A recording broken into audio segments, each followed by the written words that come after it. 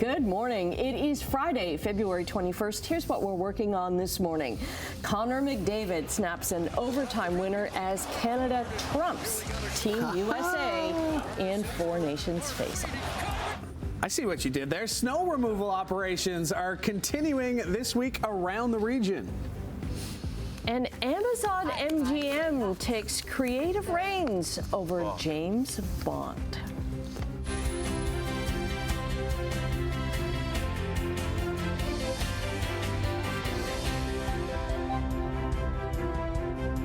Good morning on a morning where I'd say most of the country's pretty happy. Yeah, happy, maybe a little groggy. Well, I didn't watch it. But it was around 11:30 when the overtime. Yeah, I know we went live last night. Yeah. The 11 o'clock went live, and it ended 2 minutes before our newscast ended. So an exciting night last night, though, for sure. Yeah, great. I think it's because I went to bed last night with my fingers crossed. All right, so we're happy this morning. Yes. Never mind being Friday.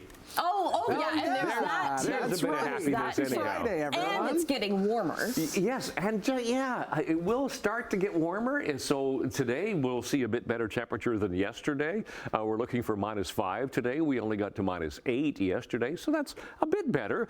It's a cold start to the morning. We're at -11, a little bit better than yesterday morning, but the wind is stronger today. So the wind chill value right now is stronger. We're sitting at -9 right now. Wind chill about -18, so it's a cold start to the morning once again. And we do have some light flurries in the area, some light snow and some blowing snow because of that wind. But yeah, today -5, still a bit of a wind chill as the day progresses. But as we continue through the weekend, it will start to get warmer, and we are going to be on the plus side to start next week. So we'll talk about that coming up. Looking at traffic, Friday usually a bit lighter, and that's the way it is right now. 403 and Waterdown Road, nothing to see right there. It's moving nicely. We'll check a few MTO traffic cameras. Grays Road, Stony Creek, nothing to see. Top of the Burlington Skyway as well. No problems at Burl Oak, Burlington to Oakville. Nothing to see here. So no collisions at the moment. We'll keep you posted. Weather and traffic coming up right now. The news.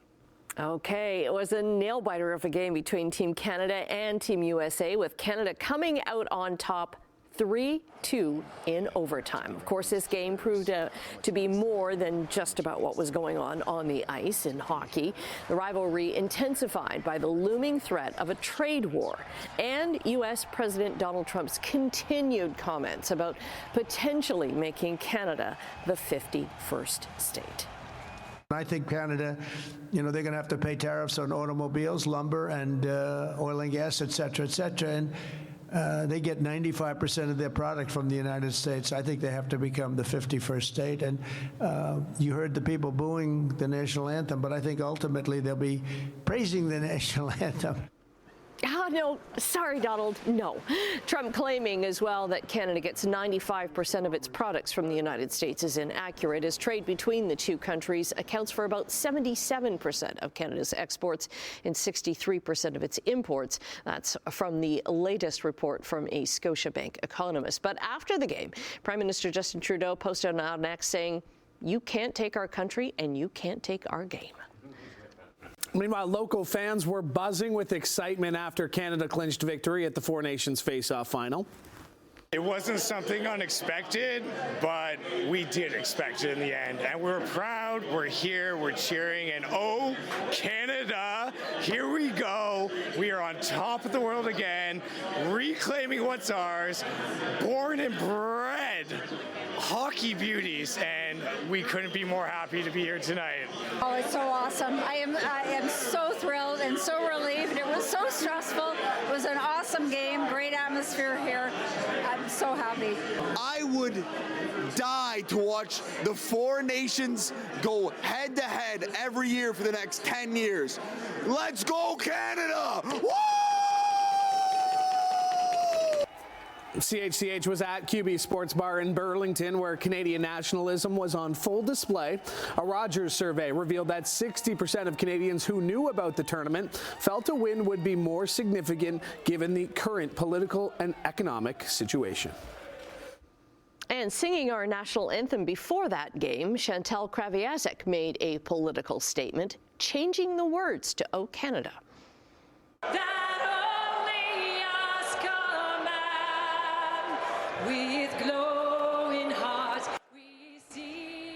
Kraviazek changed the lyric from "In All of Us" command to "That Only Us" command. And her publicist confirms that Donald Trump's 51st state comments were the reason why. The fallout continues. West Lincoln is considering taking down the U.S. flag at its community center in Smithville. The township's committee has voted 4-3 to remove all American flags from its municipal buildings. Ward 3 Smithville councillor William Riley brought the motion forward, saying he feels disrespected by our neighbors to the south and their president. All the flags that are being raised appropriately at the appropriate time. And so again, this is not to prohibit the flag in any capacity. I don't want there to be a misunderstanding. I'll be honest, my personal feeling is that I feel disrespected by our American neighbors and their president. I certainly have no problem with their flag being raised when they're here visiting and their team's playing, but I think outside of that, that flag should be pulled down and stored away until their team comes back. I don't think it has earned the right to remain in our facility 365 days a year. The decision still needs approval from Township Council. That's expected to come on Monday. Well, snow clearing across Hamilton and, in fact, across the Golden Horseshoe is now into its second week after 2 big snowfalls left the area snow-covered. Simone Gavros joins us now with the cleanup efforts, and it is still going on. Yeah, and at the city's website says that most streets are cleared, but we are still seeing a lot of the areas of problematic and areas of concern. Now, this area is on Concession Street, just down the street from Juravinski Hospital, and you can see that the snow areas, all the snowbanks are pushed up to the side, and they have pylons along the roads here saying that you're not allowed to park in front of this area. You are seeing some snow plows that are on the road here on Concession Street working to continue icing, or rather salting the roads and clearing the snow off of it. We were also seeing a number of crews that were still on the street that were working, and we do know that the city says that crews are working around the clock to clear all of this snow, just given the dense amount of snow that we had and in such a very quick amount of time. And it doesn't help that we also have a cold weather alert still in effect right now into the overnight, so this snow is not going away anytime soon. Now, Hamilton's transportation director also said yesterday in a statement just some information about the cleanup efforts. This is from Carolyn Ryle. She says that the estimated time for completed work is still under review with the latest significant weather event in effect. The declaration gives crews more time to clear the snow. Now, the city says crews are focusing on clearing roads, sidewalks, transit stops, and school zones. This morning, the city's website shows that major arterial roads, primary collector roads, and residential roads like King, Main, Aberdeen, and Concession are cleared. Secondary roads like Park Street and parts of Bold Street are cleared in the center, while rural roads are still mostly snow-packed. Because of this, garbage collection is being affected once again this week. The city says that if your garbage was not accessible, if it was behind perhaps a snowbank, be sure to bring it out next week. And also over in Welland, firefighters there are reminding residents to clear fire hydrants if they're buried in snow. That can waste valuable time trying to dig them out in an emergency. So this morning, we're just going to be taking a look at these snow cleaning efforts across Hamilton. We'll also be speaking to the city as well for more steps and perhaps a timeline on when all the snow is going to be cleared. For now, things back over to you, Louie. All right, thanks, Simone. More on that Canada game. They were in battle with the U.S. last night on the ice in the championship final at the Four Nations face-off. Team Canada was looking for their 4th straight gold medal in a best-on-best tournament dating back to Sidney Crosby's golden goal in 2010. We'll pick up the action less than 5 minutes into the first period. He finds McKinnon on the move. McKinnon scores! Nathan McKinnon with the icebreaker in the championship game.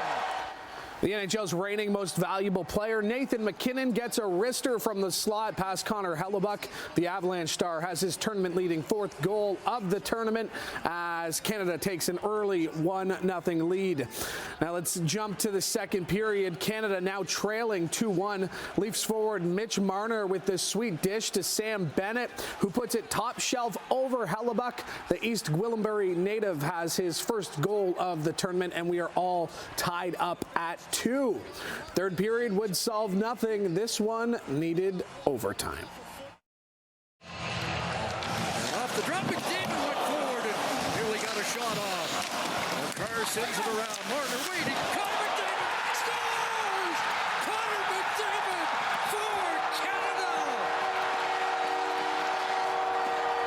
Connor McDavid sends a nation to their feet with his own golden goal nearly 15 years to the day. Sidney Crosby did the same in the 2010 Olympics. Canada captures gold at the first and likely only four nations face-off. NHL players are expected to return to the Olympics next year in Italy before the World Cup of Hockey makes its return to the international schedule in 2028. You know, the best thing about winning at international competitions, getting to sing the national anthem.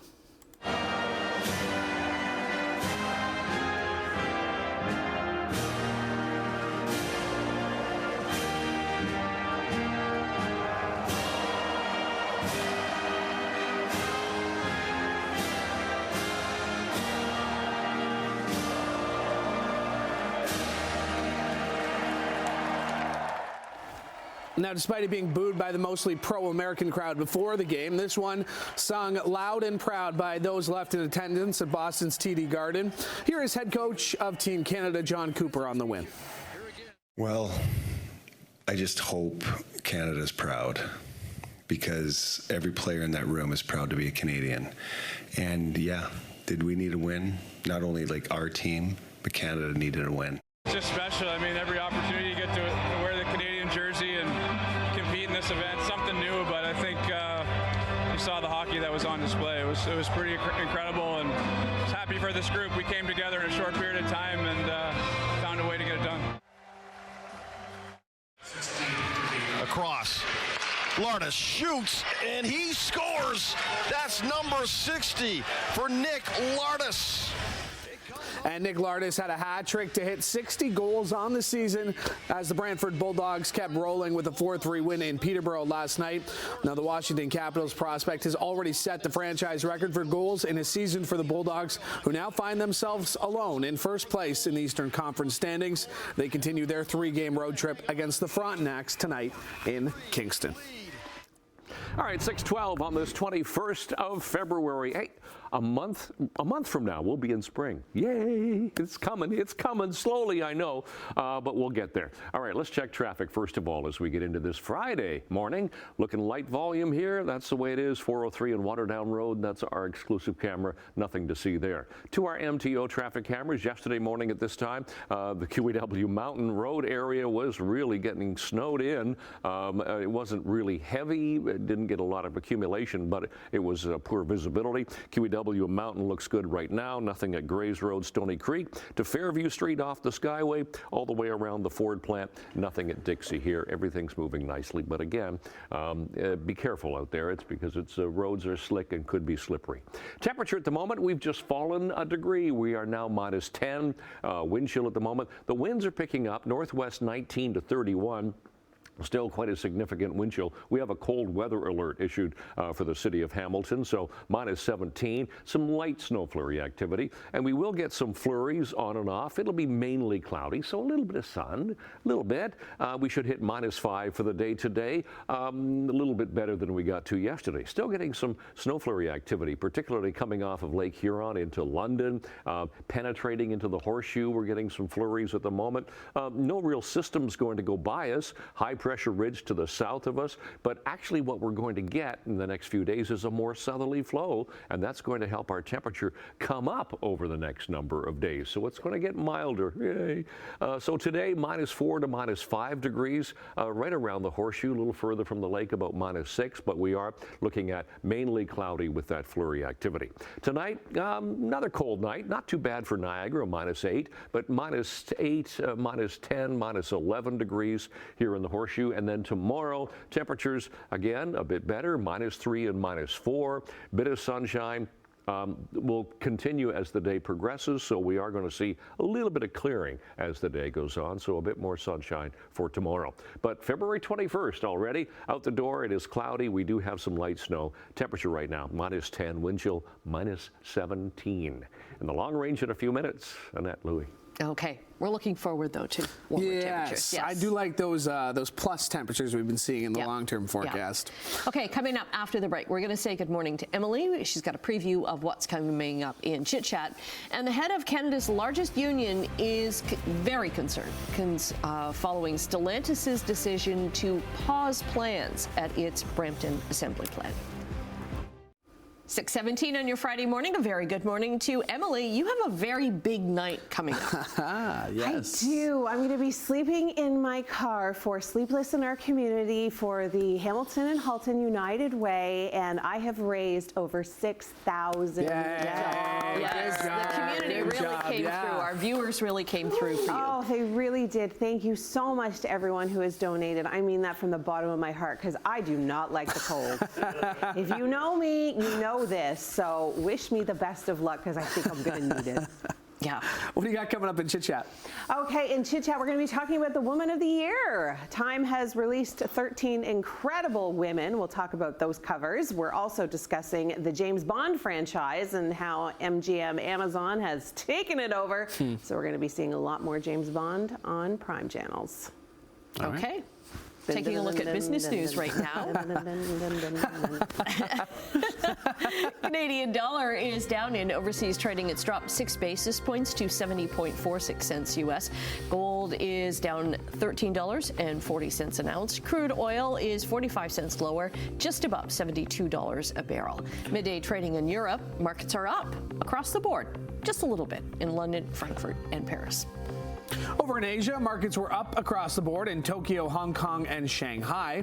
Meanwhile, Canada's main stock index lost more than 100 points yesterday, weighed down by losses in technology and industrials. U.S. stock markets also fell. The Dow lost 450 points. The Nasdaq dropped nearly 100. Amid U.S. President Donald Trump's tariff threats on Canadian products, including vehicles, Stellantis is now pausing work at its Brampton assembly plant. The next generation Jeep Compass was set to be built there later this year. It is unclear how the delay will impact thousands of workers, many of whom have been off the job now for months as that plant is retooled. Unifor represents more than 8,000 employees at Stellantis facilities across the country. The union's president, Lana Payne, says Stellantis is contractually committed to the vehicle program and has to honor its agreements.